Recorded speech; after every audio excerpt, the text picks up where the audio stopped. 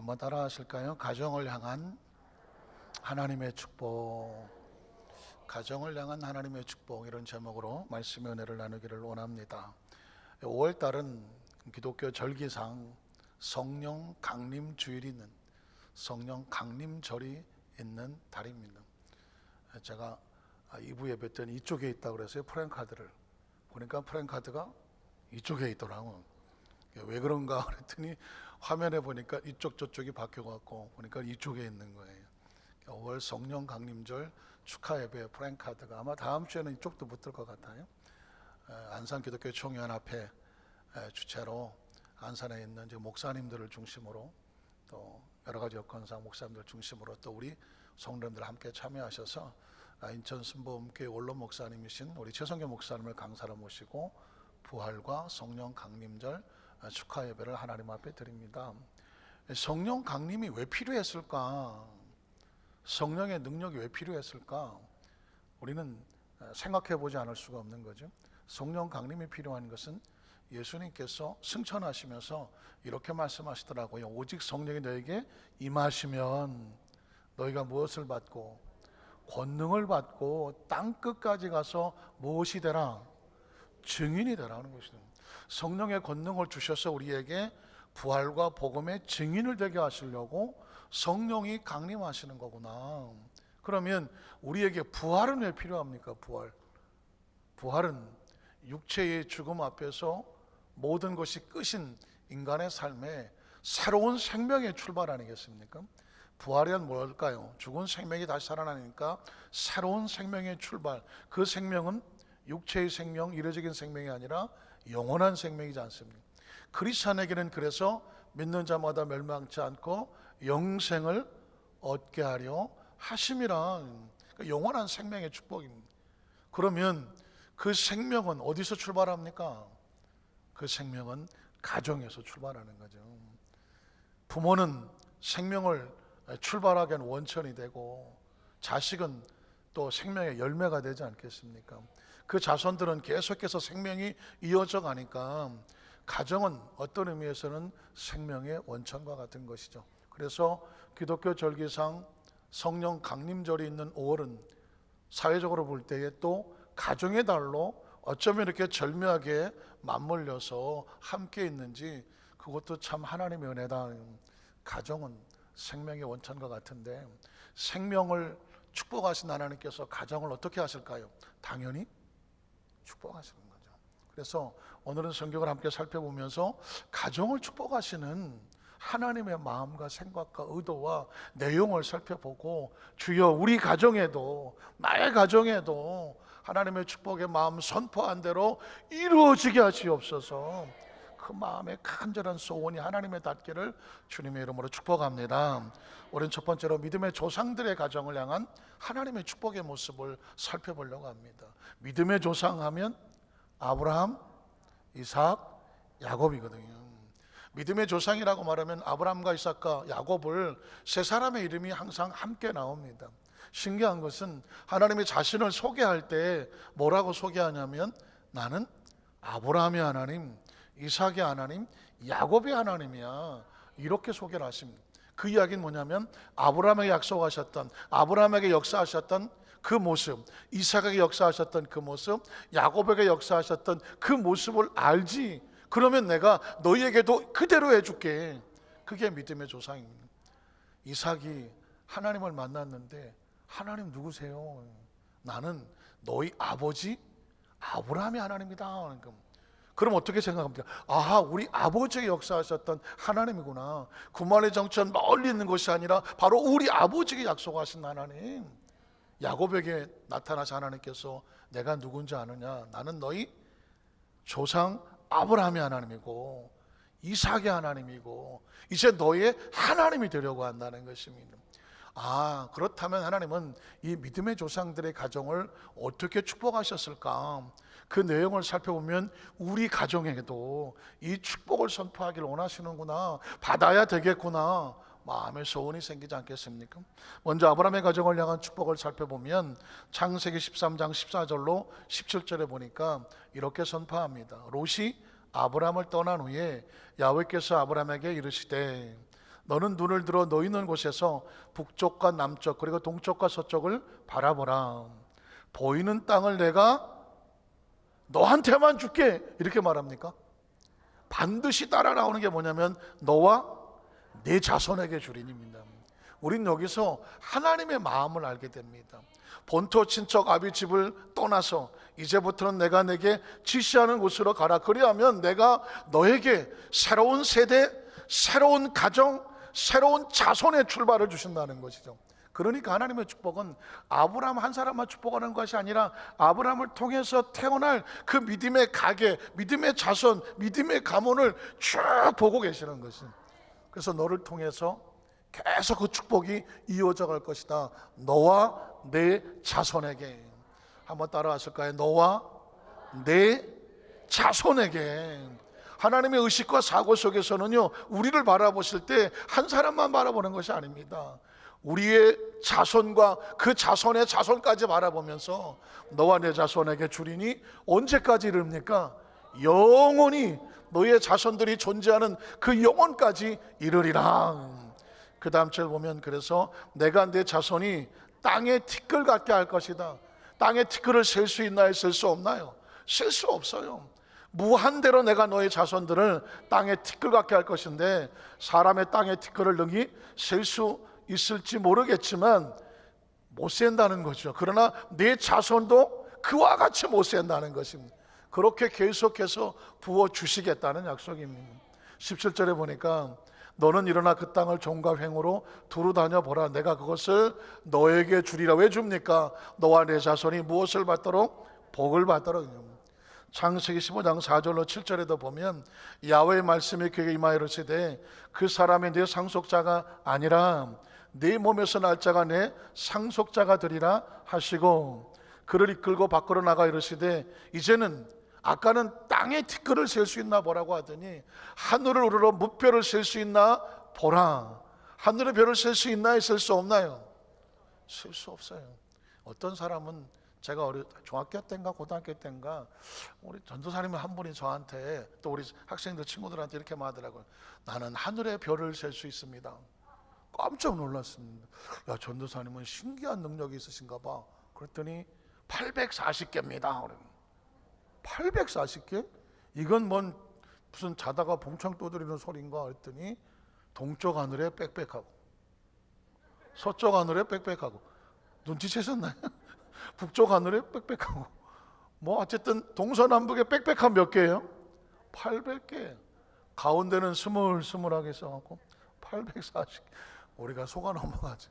하늘의 별은 셀 수가 없는 거죠. 내 자손도 이와 같을 것이다. 그리고 또 그 이르시되 내 자손이 이와 같으리라. 그 다음 절 보면 아브라함이 야훼를 믿으니 야훼 기세를 그의 의로 여기시고 또 그에게 이르시되 나는 이 땅을 내게 주어 소유를 삼게 하려고 너를 오래전부터 그 갈 때 있을 때부터 끌어내서 여기 갖다 놓고 너와 내 자손에 복을 주려고 한 내 이름은 야훼 하나님이라는 것입니다. 그러니까 하나님은요 계획하시죠, 생각하시죠, 사고하시죠. 그 모든 것을 다 보고 계시고요 하나하나 차곡차곡 이루어 가시는 분입니다. 믿으십니까?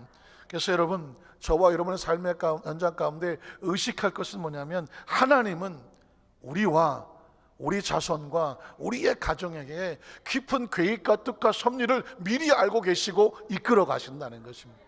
이삭에게 내린 축복을 보면 이삭의 가정은 이런 복을 받습니다. 창세기 26장 2절로 5절을 보면 야훼께서 이삭에게 나타나 이르시되 애굽으로 내려가지 말고 내가 네게 지시하는 땅에 거주하라. 이 땅에 거류하면 내가 너와 함께 있어서 네게 복을 주고 내가 이 모든 땅을 너와 내 자손에게 주리라고 말했습니다. 그러니까 하나님은 이 믿음의 조상 아브라함에게도 아직 자식이 없는 아브라함에게도 너와 내 자손, 그리고 이삭에게는 또 너와 내 자손입니다. 하나님은 사람을 개인으로 보지 않습니다. 그 믿음의 가문을 통째로 보고 있는 것이죠. 너와 내 자손에게 주리라. 내가 내 아버지 아브라함에게 맹세한 것을, 여기서 놀라운 사실이 나옵니다. 이삭이 복을 받은 것은 하나님께서 그 아버지에게 축복을 주시겠다고 약속하고 맹세했다는 것입니다. 반드시 그래서 부모는 하나님께 복을 받아야 돼. 왜냐하면 부모에게 약속하신 복이 자식에게 임한다고 말했거든요. 이삭은 아버지 아브라함이 하나님께 약속받은 것이 자식이 받는 거예요. 그래서 맹세한 것을 이루어 그 다음 절에 보면 내 자손을 하늘의 별과 같이 번성하게 하며 이 모든 땅을 내 자손에게 주는. 근데 하나님의 축복은요, 어떤 순간적이고 기분적이고 그냥 순간 내켜서 하는 것이 아니라 이미 아브라함을 향한 계획이, 그것이 이삭에게 이루어지는 것이 축복이에요. 복 있는 부모에게 임했던 계획이 자손에게 계속 이루어지는 것이, 그게 하나님의 축복이라는 것입니다. 그 땅을 내 자손에게 주리니 내 자손으로 말미암아 천하 만민이 복을 받으리라. 그리고 다음 5절은 평생에 기억하셔야 돼요. 이렇게 복을 받는 이유가 뭔지 아십니까? 이는 아브라함이 내 말을 순종하고 내 명령과 내 계명과 내 율례와 내 법도를 어떻게 했어요? 지켰기 때문이라고 말합니다. 오늘 내가 이렇게 복을 받도록 하나님이 축복하신다면 그것은 네 아버지 아브라함이, 너희의 조상이 하나님 앞에서 말씀과 명령과 계명과 율례와 법도를, 많기도 엄청 많죠. 결국 뭐냐요? 하나님을 경외하고 말씀을 지켰기 때문에 오늘 이 복이 너에게 임하게 된다는 것입니다. 여러분, 사실 이 말씀은 아주 절절하고 절박한 내용입니다. 우리가 부모가 됐습니다. 요즘 유행하는 단어가 어쩌다야, 어쩌다 축구팀도 있고 잘 모르시는구나. 어쩌다 됐다 그러는데 어쩌다가 부모가 된 사람도 많잖아요. 그러나 여러분, 어쩌다 부모는 없어요. 크리스찬은 어쩌다 부모는 없어. 하나님이 정확하게 축복의 계획 속에서 만나게 하셔서 하나님 복을 주시려고 그 자손에게 축복의 통로로 세워놓은 거예요.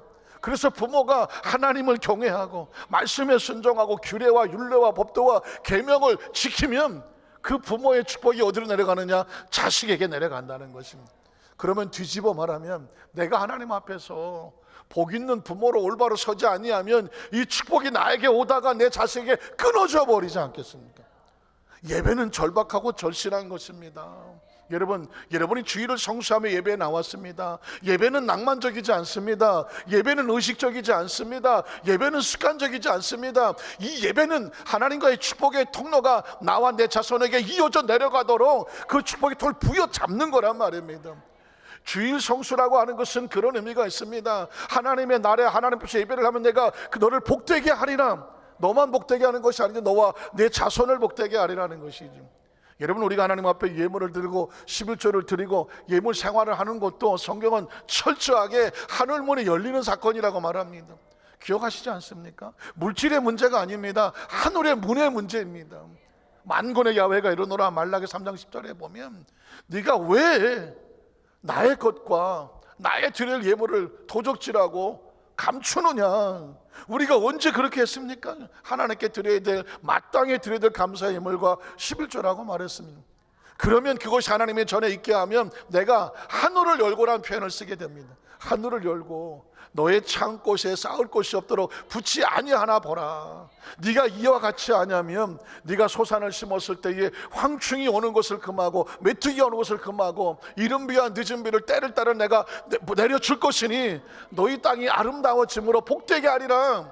이건 뭐냐면 내가 하나님께 복을 받아 올바로 섬기면 그 축복이 어디로 갑니까? 내 자녀와 자손들에게 아름다운 땅으로 이루어지게 하는 것이죠. 만약에 내가 하늘의 문을 닫으면 내 자녀와 내 자손들의 삶 가운데는 하나님의 축복이 이어지지 않는 거죠. 그래서 여러분, 크리스찬들은 목숨을 걸고 어버이 주일, 어린이 주일, 그런 어떤 의식과 양식이 아니라 하나님 앞에 이 축복의 문을 여는 역사가, 그것이 닫히지 않도록 몸부림치는 눈물의 기도가 부모님들에 있기를 주님의 이름으로 축원합니다.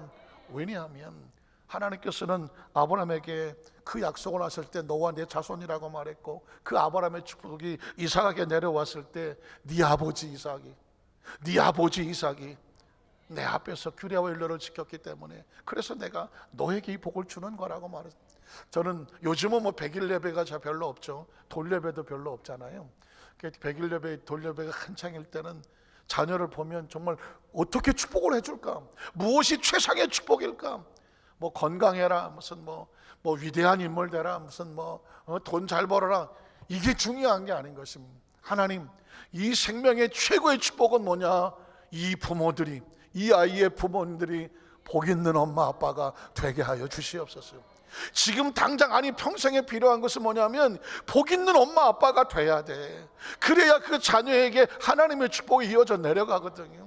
오늘 이 시간 이후에 우리 사랑하는 성도 여러분, 평상시도 잘하셨겠지만 내가 하나님 앞에서 온전한 신앙생활을 하는 것, 온전한 예물 생활을 하는 것, 내가 다른 어떤 시간보다 하나님께 드려서 저기서 헌신하고 봉사하고 하나님 더 열심히 하려고 몸부림치는 이유가 뭔지 아십니까? 그건 하나님과의 관계 하늘문이 열려서 내 자자손손에 하나님의 축복이 끊어지지 않게 하여 주시옵소서.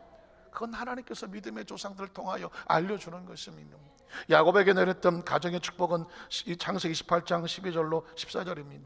꿈에 본적 사닥다리가 땅 위에 서 있는데 그 꼭대기가 하늘에 닿았고, 또 본적 하나님의 사자들이 그 위에서 오르락내리락하고, 또 본적 야훼께서 그 위에 서서 이르시되 나는 야훼 하나님인데 너희 조부 아브라함의 하나님이야, 그리고 너희 아버지 이삭의 하나님이야. 하나님은 그런 자신의 모습을 이렇게 드러내죠. 이제 내가 너 누워있는 땅을 또 누구에게 줍니까? 내가 너와 내 자손입니다. 하나님은 항상 우리와 우리 자손들에게 축복이 이어져 가기를 원하시고 선포하고 있습니다. 내 자손에게 주리니 내 자손이 땅의 티끌과 같이 되어서 내가 서쪽과 동쪽과 북쪽과 남쪽으로 퍼져나갈 것이며 땅의 모든 족속이 너와 내 자손으로 말미암아 복을 받으리라는 것입니다. 이게 우리와 우리의 자손들이 복의 근원이 돼서 움직이는 대로 그들이 가는 곳마다 복을 끼치는 존재가 되라는 것입니다. 제가 아주 좀 창피한 얘기지만 제가 어렸을 때 제 꿈은 대통령형이라고 그랬잖아요. 가만히 보니까 내가 대통령 되긴 좀 힘든 것 같고, 내 동생이 대통령 되면 대통령의 형이 어떻게 좀 낫지 않을까. 근데 자라다 보니까 그 꿈이 사라졌어. 대통령 되니까 일가 친척이 다 감옥에 가더만. 이게 애매하구나.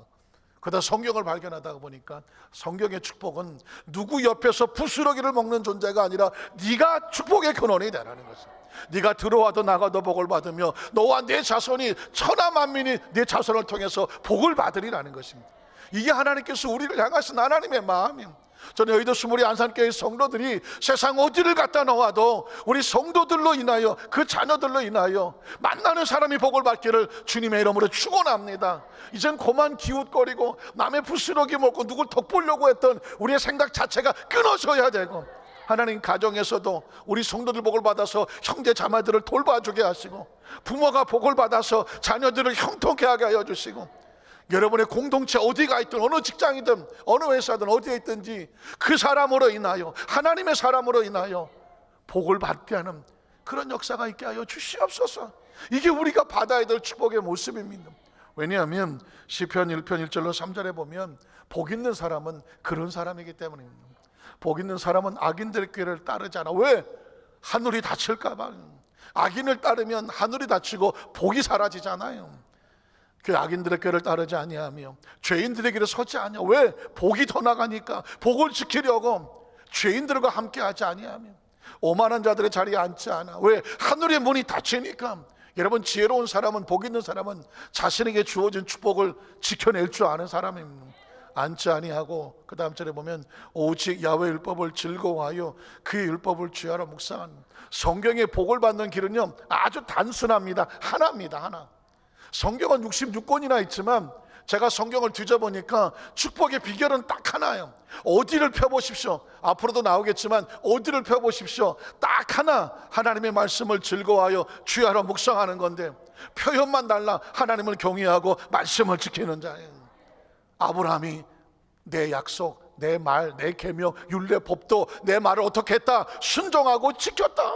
아브라함도 그렇게 복을 받는 것이고, 이삭과 야곱도 그렇게 복을 받는 것이고, 복 있는 사람에게 하나님 원하는 건 딴 게 아닙니다. 하나님 말씀을 즐거워하여 그 말씀을 주야로 묵상하는 거라고요. 그럼 어떻게 됩니까? 그 다음 절에 보면 그는 시냇가에 심겨진 나무라 하늘로부터 말씀으로부터 공급을 받으니 철을 따라 열매를 맺으며 그 잎사귀가 마르지 않고, 잎사귀는 자녀와 같아요. 뿌리가 부모라면, 줄기와 가지가 부모라면 잎사귀와 열매는 자녀와 같지 않습니까? 뿌리가 복을 받고 줄기와 가지가 튼튼하면 잎사귀와 열매는 복을 받게 되지 않습니까? 마르지 아니함 같으니 그가 하는 모든 일이 다 어떻게 됩니까? 형통하리로다. 막히지 아니하고 뚫어지는 것이라고 말했습니다. 그렇다고 한다면 이번엔 두 번째로 시편에 선포되고 있는 가정의 축복을 찾아보고 싶은 것입니다. 성경은 구석구석에 가정을 향한 하나님의 축복을 했는데 시편 128편은 아예 통째로 가정에 대한 축복입니다. 한번 따라하실까요? 시편 128편. 시편 128편은 여러분의 머릿속에 줘서 가정을 향한 하나님의 축복이에요. 우리 가정을 향하신 하나님의 마음이.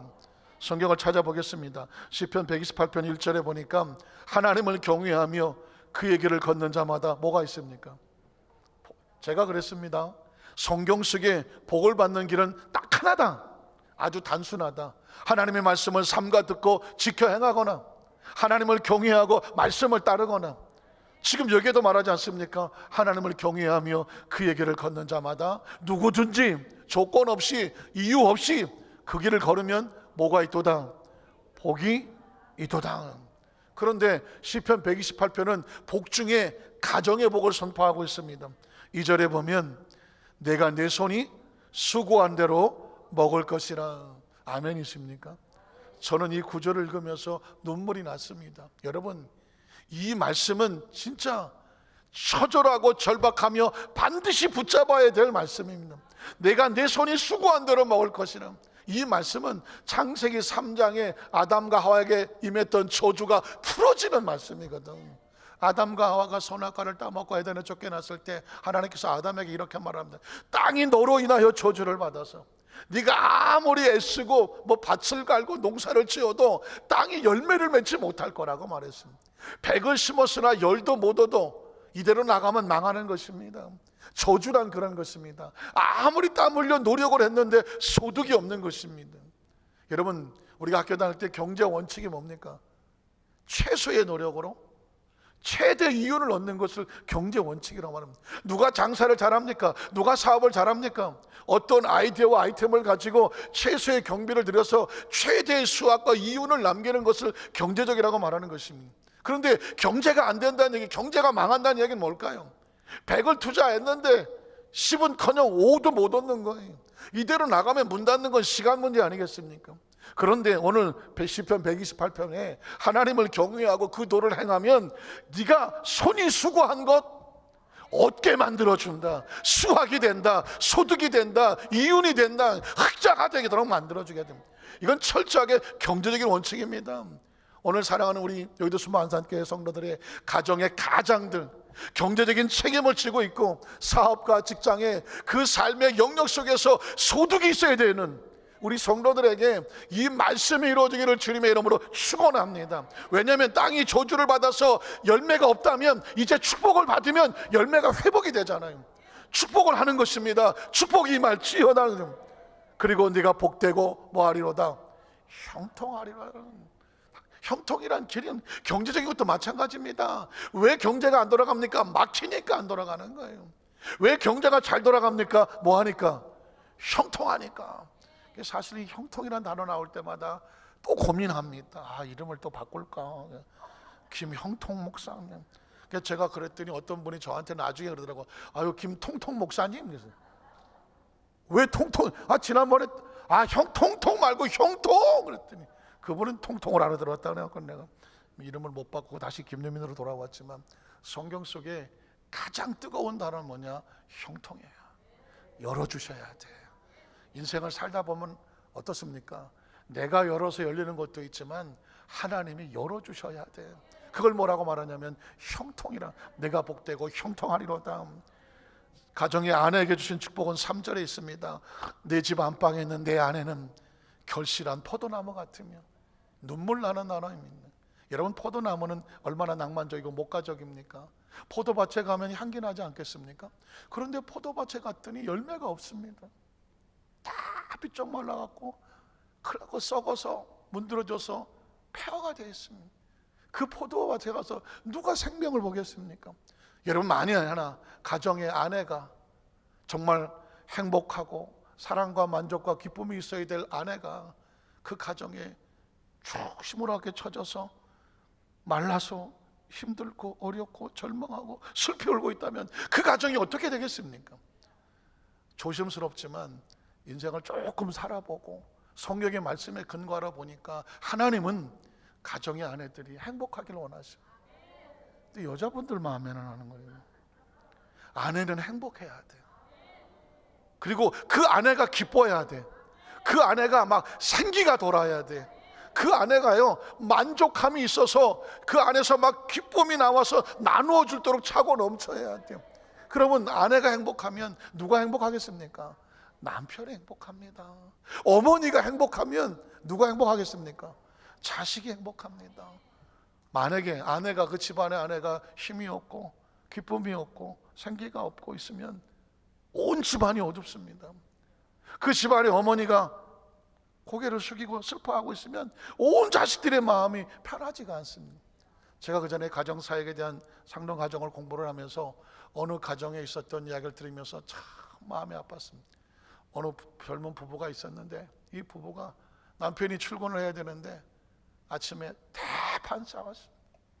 이게 아침에 대판 싸운 게 아니야. 어제 밤부터 대판 싸웠는데 새벽에 한 번 더 붙은 거예요. 왜 싸웠나 그랬더니 옆집 또리 엄마가, 이 또리 엄마는 뭔 얘기만 있으면 갖다가 주워다 줘. 이 또리 엄마가 그 아내에게 뭐라고 하면 당신 남편이 요즘 젊은 여자 태우고 차 태우고 출근하더라. 세상 생각해 보십시오. 자기 남편이 젊은 여자를 태우고 출근한다 할 때 열 안 받을 부인이 어디 있습니까? 자초지종 알아보지도 않고 가서 툭 던져놓으니까 이 부인이 너무 마음이 아팠어요. 남편이 따지게 묻습니다. 남편이 자초지종을 설명하는데 자기 친구가, 친한 친구가 처제가 하나 있는데 같은 직장을 다닙니다. 그런데 자기 친구가 일주일 동안 출장을 나가는 동안에 그 처제를 출퇴근시켜줘야 되는데 누가 없는 거예요. 그래서 이 남편에게 부탁을 합니다. 좀 쉽진 않지만 일주일 정도고 또 자기 친구고 거절할 수 없는 상황이라 그 처제를 출근을 시켜줬는데 그걸 누가 봤어? 또 우리 엄마가 봤어. 그래갖고 어머머머머머 아유 이러고 또 가서 잔뜩 붙여다가 얘기를 했어. 그래서 대판 이 부부가 싸우고 다음날 아침에 눈물이 땀에서 나냐면 막 같이 싸웠어. 그 남편이 화가 났어요. 여러분 사실 제가 말씀드리는 포인트는 여기입니다. 남편이 화가 나서 뛰쳐나갔어. 불과 10분도 안 돼서 또 우리 엄마가 또 왔어. 당신 남편이 지금 나가다가 교통사고가 났다는 거죠. 뛰쳐나가 보니까 이 남편이 화가 나서 차를 확 몰고 나가다가 골목에 튀어나온 어린아이를 피한다고 피한 게 전봇대를 들이받았어. 그래갖고는 그 자리에서 직사를 했어. 뒤늦게 남편이 간 얘기가 거짓말이 아니라 진짜 남편 친구의 처제를 일주일 동안 출근시켜 준 건데 그거를 잘못 오해한 거예요. 뒤늦게 남편의 이 사실을 알고 나서 아내가 땅을 치고 여보 미안해 아무리 해도 이미 고인이 된 남편은 듣지를 못하는 거예요.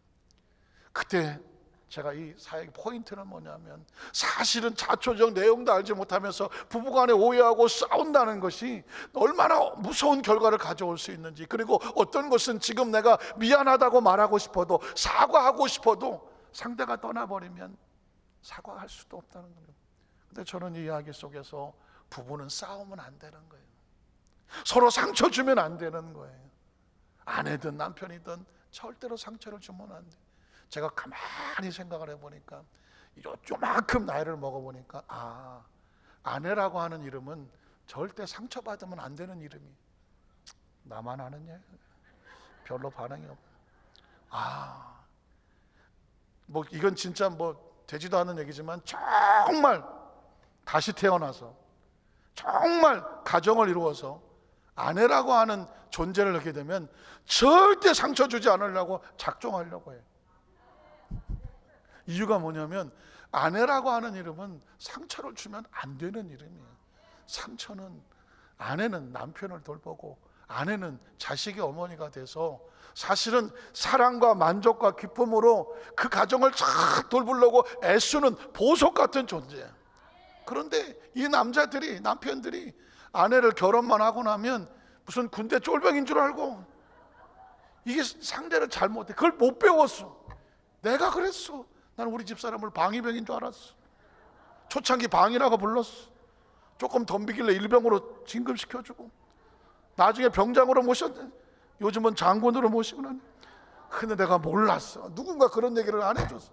아직 결혼 안 하신 분들, 아직 저 젊으신 부부는 아내를 소중히 모시세요. 아내에서 눈물이 나지 않게 하십시오. 왜냐하면 아내의 눈물이 나면 그게 다 나한테 돌아와, 자식들에게 돌아와.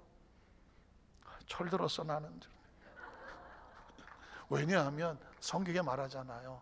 아내는 결실한 포도나무 같아야 돼. 우리 81살 성도들의 가정의 어머니들, 가정의 아내들이 아주 푸른, 아주 포도원에 아주 그냥 큰 포도알 같기를, 풍성한 결실한 포도나무 같기를 주님의 이름으로 축복입니다. 가정의 축복은 아내가 행복해야 돼. 그럼 남편도 행복하고 자식도 행복하지 않겠습니까? 그래서 성경은 하나님은 아내를 결실한 포도나무 같아야 된다라고 축복하시는구나. 자녀들은 어떨까요? 내 식탁에 둘러앉은 자식들은 어린 감람나무 같아야 돼. 한번 따라 하실까요? 감람나무. 왜 하필이면 감람나무냐? 여러분, 이스라엘 땅은 척박합니다. 그 땅에서 다른 나무가 잘 자라질 못하는데 유일하게 잘 건강하게 자란 나무 중에 하나가 뭐냐? 감람나무인 거예요. 감람나무는 병충해가 없으며 빠르게 자라며 그리고 열매가 풍성해. 그러니까 이 험한 세상 속에서 우리의 자녀들이 병들지 아니하고 세상에 오염되지 아니하고 신앙 안에서 건강하게 잘 자라는 나무는 감람나무가 돼야 돼. 우린 사랑하는 우리 81살 교회 성도들의 가정의 자녀들이 감람나무 같기를 주님의 이름으로 축복합니다. 뿐만 아니라 이 가정은 하나님의 교회 공동체 안에서 하나님의 축복을 늘 바라볼 수 있어야 돼요. 그 다음 절 4절부터 보니까는 야훼를 경외하는 자는 이같이 복을 얻으리로다. 야훼께서 시온은 하나님의 보좌에서 내게 복을 주실 것이며 너는 평생에 예루살렘은 하나님의 성이며 하나님의 교회를 상징하기도 하는데 하나님의 성의 번영을 볼 것이며 네 자식의 자식을 볼지어다. 옛날엔 이런 부분에 아멘도 많았는데 요즘 젊은 사람은 아멘 안 해요. 자식의 자식의 자식을 볼지어다. 이쪽밖에 안 해. 이쪽은 안 해. 적어도 자식의 자식의 자식의 자식을 볼지어다. 그러니까 이 수명이 늘어나갖고 이 장수의 축복을 말하는 거죠. 이스라엘에 뭐가 있습니까? 평강이 있을지로다. 그렇다면 세 번째는 뭐냐면 교회 성도들을 향한, 그리스도인들을 향한 가정의 하나님의 원리의 원칙과 축복은 무엇일까 하는 것입니다. 자, 부모님들을 향하여서 성경은 이렇게 말합니다. 에베소 6장 1절로 3절에 보면 자녀들아 주 안에서 너희 부모에게 순종하라. 이것이 옳으니라. 중요한 이야기는 효도라고 하는 것, 부모를 섬긴다고 하는 것은 뭐 사회 속에서도 효도는 얼마나 가르칩니까? 그러나 효도는 부모를 위한 것이 아니야. 누구를 위한 걸까요? 나를 위한 것입니다. 부모를 섬기면 네가 복을 받는다라고 말하고 있습니다. 왜냐하면 이것이 옳으니라. 그 다음 절 보면 네 아버지와 어머니를 공경하라. 이것은 약속 있는 첫 계명이니 이로써 네가 잘되고 땅에서 뭐하리라? 장수하리라. 여러분, 그래서 부모에 대한 공경은 누가 복을 받는 거다? 내가 복을 받는 거다. 성경을 읽다가 깨닫는 것은 저는 성경을 잘못 해석했어. 성경은 무조건 하나님만 섬겨라, 그냥 막 하나님께서 우리를 올가매는 줄 알았어.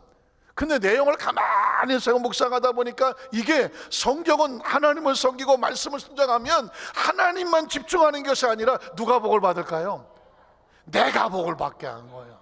그러니까 성경은 하나님에 관한 말씀이지만 하나님을 섬김으로 누가 복을 받아라? 내가 복을 받아라. 십계명을 지키는 이유는 누가 복을 받으려고? 내가 복을 받으려고.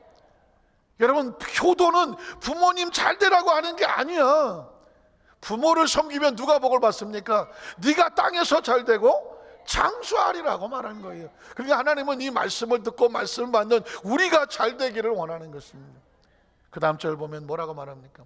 아비들아, 이제는 부모가 자식을 향해서 이런 마음을 가져야 돼요. 아비들아, 너희 자녀를 뭐 하지 마라. 노엽게 하지 말고 오직 주의 교훈과 훈계로 양육하라. 사실상 제 개인적인 체험은 이 말씀이 제 마음속에 새겨져 있었어요. 그래서 어느 순간에 자식이 다 나를 이해하겠지라고 생각하다가 어느 순간에 제 마음속에 내가 내 자녀에게, 내 아이에게 사과를 해야 되겠구나, 용서를 빌어야 되겠구나, 그런 마음이 오더라고요. 왜냐하면 저도 어려서부터 뭐 저희 아버님이 군대 생활을 평생 하셔서 군인처럼 컸어요. 맨날 어렸을 때 뭐 엎드려 뻗쳐하고 뭐 빠따 맞고 뭐 원산 복격하고 뭐 난 군인인 줄 알아서 어려서부터 내가 그렇게 컸는데 뭐 제가 어떤 목회를 하다가 보니까 아이가 하나뿐인데 아주 어린 아이니까 혹시라도 교회에서 아이가 뭐 잘못되면 안 되니까 아주 심하게 키웠어. 어려서부터 아이를 때리기도 하고 야단도 치고 뭐 이래라 저래라 막 가두기도 하고 그리고 선교사를 가서도 미국 생활 얼마나 힘들었겠어요. 잘 돌보지도 못하고 제가 가장 가슴 아픈 것은 교회 학교 어떤 아이가 다툼이 붙었는데 제가 그 아이를 누굴 야단치겠어요? 내 아이를 야단칠 수밖에 없잖아. 제 오른쪽 다리가 엄청 두꺼웠거든요. 평생 축구만 해갖고 이 다리도 초등학교 5학년짜리 엉덩이를 걷어찼어. 쫓아가서 야 이 새끼야 찼어. 세월이 지난 다음에 저한테 얻어먹고 나가 떨어진 놈을 세월이 지난 다음에 가슴이 아파서 견뎠어. 그래서 한 몇 년 전에 아이를 붙잡고 지원아 아빠가 너한테 용서를 구할 게 있어.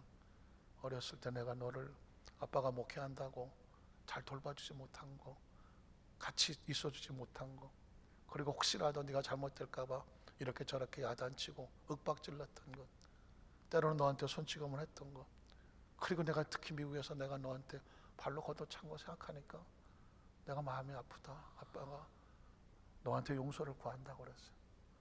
아 그랬더니 이놈이 눈에 눈물을 흘리더라고요. 사실은 아빠한테 많이 서운했다고 하더라고요. 필요할 때, 자기가 힘들 때, 어려울 때, 외로울 때 같이 못 있어주고 야단치고 때로는 큰소리하고 때로는 아빠가 손찌검을 하고 그런 것들이 얼마나 힘들었는지 모른다. 그래서 미안해. 아빠가 미안하다. 너한테 용서를 구한다. 아 그랬더니 얘가 이제 괜찮다고 하더라고. 아빠를 용서한다고 하더라고. 그리고 앞으로 내가 혹시라도 또 잘못한 거 있으면 나 너한테 또 용서를 구할 거야. 그때 네가 아빠를 용서해 주면 좋겠다. 제 목표는 뭐냐면 아이의 마음속에 아빠나 엄마나 부모에 대한 마음의 아픔이 상처로 남지 않게 하려고 그걸 내가 먼저 해야 되겠구나. 나중에 저희 아이가 이런 얘기 하더라고요. 자기 친구들하고 대화를 해보면 아버지하고 관계가 좋은 친구들이 하나도 없대요. 다들 아버지하고 관계가 안 좋아. 다 나가 살고 그리고 찾아가지도 않고 뭐 아버지 얘기하면 고개 흔들고 그래서 자기가 우리 아버지가 나한테 용서를 빌었다 그런 얘기를 했더니 세상에 그런 아버지가 어딨냐고 그래요. 그 아이들의 소원은 아버지가 한마디라도 내가 너한테 미안해 한마디만 해주면 그 아이들은 다 아버지를 용서할 아이들. 근데 어느 아버지도 자식에게 용서를 구하지를 않아. 이유는 뭐냐? 다 이해할 거라고 생각을 하는 것이죠. 그래서 저는 우리 성도들에게 혹시라도 마음에 감동이 되시면 아들이든 딸이든 뭐 며느리든 사위든 혹시라도 내가 살아온 어떤 적당한 핑계와 이유 때문에 너희들의 마음에 상처와 아픔을 주었다면 혹시 말로 아픔을 주었다면 나를 용서해달라. 혹시 나이를 좀 먹은 어른 입장에서 그렇게 한마디 해주면 그 자녀들은 다 회복합니다. 다 용서합니다. 그리고 특별히 사위든 며느리든 혹시 나로 인하여 힘든 거 어려운 건 없는지 라고 물어서 그들의 마음에 만져주면 그들의 마음에 어떤 아픔이 있었다고 할지라도 녹아내릴 거예요. 혹시 반대로 부모가 용서를 구하지 않더라도 자녀들 입장에서는 한 가지 방법이 있어요. 저도 저희 아버님한테 엄청 얻어 터지고 자라서 군대식으로 자랐다고 제가 얘기했잖아요. 그래서 저희 아버님이 저한테 한마디만 내가 아들아 미안하다 소리를 듣고 싶은 적도 있었어요. 돌아가실 때까지 안 하시더라고요. 그러나 한 가지 나라 저를 위해서 하루에 3시간씩 기도하셨어요. 아들이 목회자라고 3시간씩 기도하셨어요. 아침, 점심, 저녁으로 기도하셨어요. 매일 저녁 가정예배 드리면 기도하셨어요. 저는 그걸 보면서 아버지가 용서를 구하지는 않으셨으나 이미 저에게 마음 가운데 그런 마음을 가지고 아들을 위한 헌신을 쏟아주신 것이 저는 그 어떤 것보다 귀하다. 그래서 혹시 자녀들 입장에서 부모에 대한 아픔과 상처가 있다면 오히려 그 부모를 배려하고 이해하면 어떤 모습이든지 마음은 깨끗하게 회복되리라고 믿습니다. 마지막으로 그럼 부부 사이는 어떨까요? 부부 사이는 그냥 성경을 읽어보겠습니다. 에베소 5장 10절 24절에 보면 아내들이여 자기 남편에게 복종하기를 주께 하듯 하라. 저 기분 나빠요. 왜 아내가 남편에게 복종합니까? 복종하지 마십시오. 아, 복종하려고 그러는구나. 단어 선택이 잘못됐다고 하고 싶은 거예요. 남편과 아내는 복종과 명령의 관계가 아니라는 거죠. 서로 사랑과 배려와 존중과 존경의 대상이라는 것입니다. 여기서 말하는 복종이라는 것은 말씀에 전적으로 순종해 준다는 그런 의미에서 쓴 단어고요. 자, 남편이 아내의 머리됨이니 그리스도께서 교회의 머리됨과 같음이니 그가 바로 몸의 구주시니라. 그러므로 교회가 그리스도에게 하듯 아내들도 범사에게 자기 남편에게 또 나오네. 복종할지니라. 그 다음 절은 뭐예요? 32, 33 남편들은 아내 사랑하기를 그리스도께서 교회를 사랑하시고 그 교회를 위해 자신을 주심 같이 하라. 이런 곧 물로 씻어 말씀으로 깨끗하게 하사 거룩하게 하시고 자기 앞에 영광스러운 교회로 세우사 티나 주름 잡힌 것이나 이런 것들이 흠 없이 거룩하고 흠이 없게 하려 하심이라. 마지막 결론은 이와 같이 남편들도 자기 아내 사랑하기를 자기 자신과 같이 할지니. 자기 아내를 사랑하는 자는 누굴 사랑하는 거예요? 자기를 사랑하는 것입니다. 32절 33절에 보면 이 비밀이 크도다 나는 그리스도와 교회에 대해서 말하노라.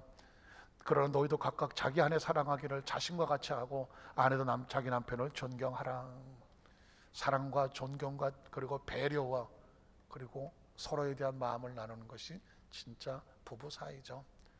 제가 이 말씀을 드린 이유는 아까 우리 장로님 기도하실 때도 가정은 천국의 모양과 같다라는 기도를 하셨는데 행복해야 되거든요. 우리 어디서만 하나님께 모든 성도들 가정이 복 있는 부모, 복 있는 부부, 복 있는 자녀, 복 있는 자손, 복 있는 가문 되시기를 주님의 이름으로 축복합니다. 기도하겠습니다. 하나님